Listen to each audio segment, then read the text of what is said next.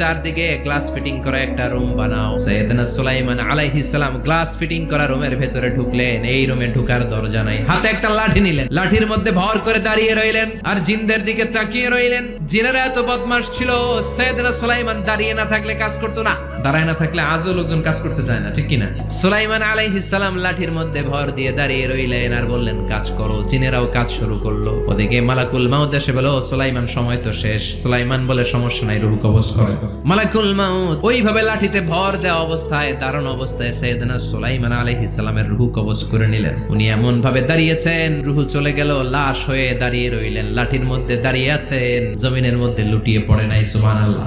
জিনেরা মনে করছে বস দাঁড়ায় আছে, কাজ করতে হবে। করতে করতে পুরা প্রজেক্টের কাজ শেষ। ইন দ্য মিন টাইম ঝিঝি পোকা, উই পোকা সুলাইমান আলাইহিস সালাম লাঠির ভেতরে ঢুকে লাঠিও খেয়ে ফেলেছে। সাইয়েদনা সুলাইমান আলাইহিস সালাম ধপাস করে জমিনে পড়েছে। আর জিনেরা কয় হায় হায়, খালি খালি কাম করছে এতদিন। সুবহানাল্লাহ কইবেন না?